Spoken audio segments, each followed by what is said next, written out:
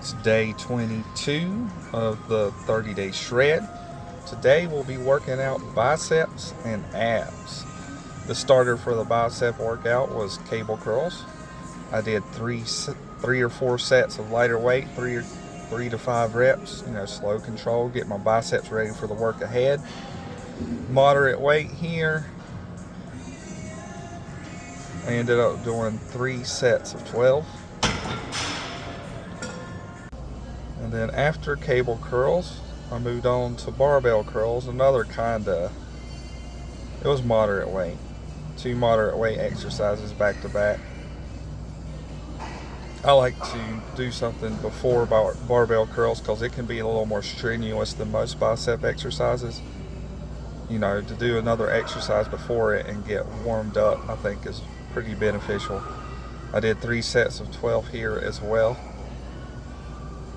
Trying to go slow and control the weight, keeping the swinging to a minimum, but if you get towards the end of the set and you're struggling to get up, go ahead, swing just a little bit. It's not going to kill you, I promise. And then on to the next bicep / forearm exercise. It was hammer curls. I went a little too heavy on my first set, so I was swinging quite a bit, but same result. Forearms were feeling good, biceps were getting a little bit of work. I did 3, so the first I did 8 reps on each side, and then the second set I lowered the weight down to the 30s and I ended up doing 10 on each side. Supersetted that with some wrist curls. Try to hit both sides of my forearms. It seems like it's just easiest to work forearms into bicep routine, since hammer curls are something I really like. Biceps and forearms were done, so it was time to move on to abs. Started with the cable crunch. Moderate weight, slow, controlled reps. You can use a variety of attachments when you do this exercise. I don't think that really has a huge impact on how it feels or how it trains your abs. I did 3 sets of 12, and then I went on to cross crunches. This was always my favorite ab exercise when I was in incredible shape. If you haven't done this one, try it out. I did 10 reps on one side, 10 reps on the other side, but you feel this burn deep in your core, like really deep. I think this has a huge impact on how your abs look.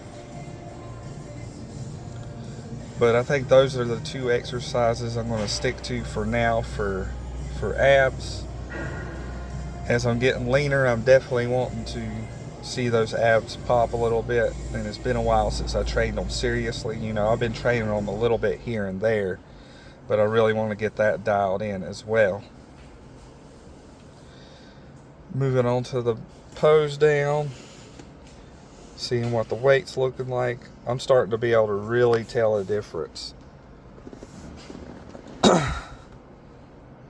Pretty decent bicep pump, but the thing I noticed the most here was my abs were starting to make an appearance.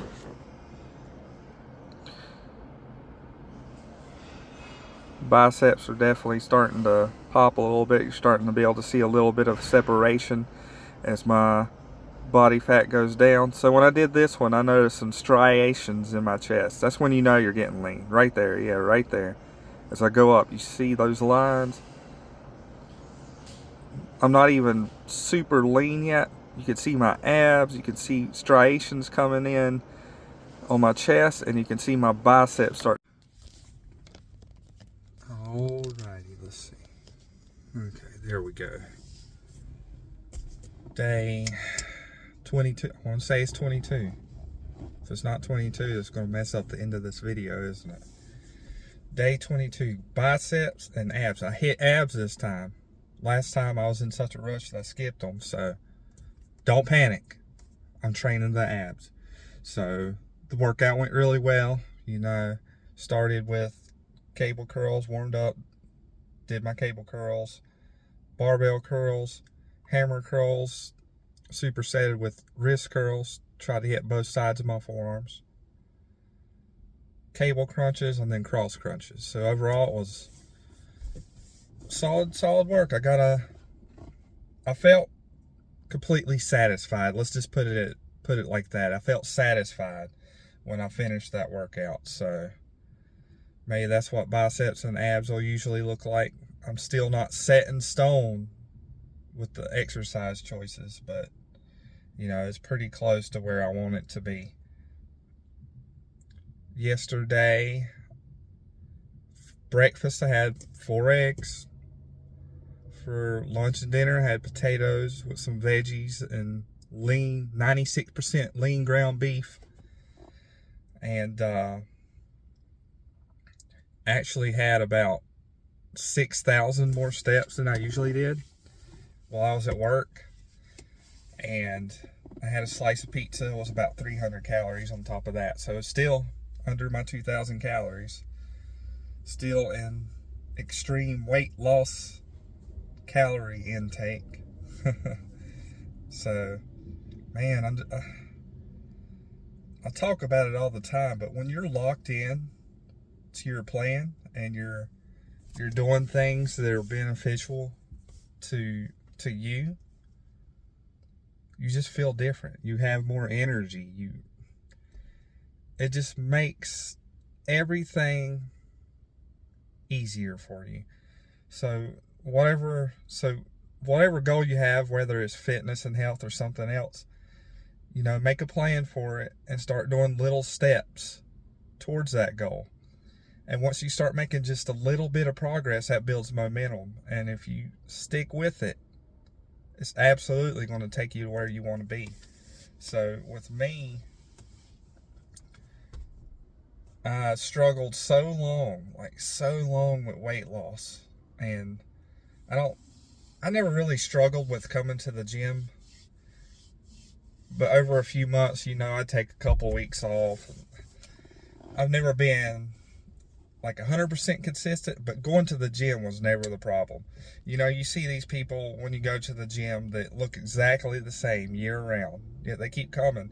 And maybe, you know, maybe they just have fun coming to the gym, but deep down, I think they're getting kind of frustrated. And the reason is they're not weighing their food, they're not counting their calories and their protein intake, you know. So you definitely have to take the diet part seriously. It makes coming to the gym even more fun. So if you're having fun coming to the gym already and you're not seeing a bunch of results, but you're still having fun, get you a food scale, start weighing that food, experiment with different calorie and protein ranges and find what works for you.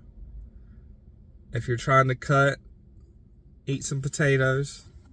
They fill your stomach up.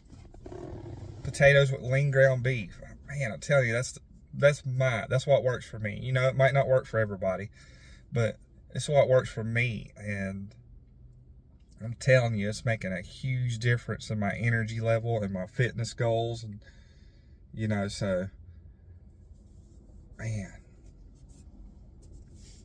I think everybody has like a dream or a goal or something they want to accomplish. And if you're not chasing that goal or dream, I think you're robbing yourself.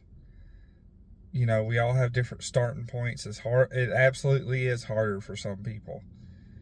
But if you're doing one thing every single day that's going to get you closer to that goal, and I'm telling you, it's going to build up and you're going to get closer and closer every day. So don't go through life being lazy. Don't go through life using the blame game, all these excuses. It absolutely might be harder for you. 100% it might be harder for you. But if you're not doing anything to get out of that situation, if you're not doing anything to get closer to that goal, then, you know, that's on you. That is 100% on you. It doesn't matter if, let's just use this as an example. Somebody has a better starting point, you know. They're getting this much done every day. And they might get there quicker. Let's say you're in a horrible situation and it's so hard for you. But if you're doing this much every day. You're going to get there eventually. It doesn't matter how long it's going to take, because that time is going to pass anyway. So lower your head, fill your mind with positive thoughts, tell yourself you're going to get there. Try every day, a little bit more every day, little bit, and it's going to add up into something greater. So don't let life pass you by. Get after those goals, guys. I'll see y'all next time.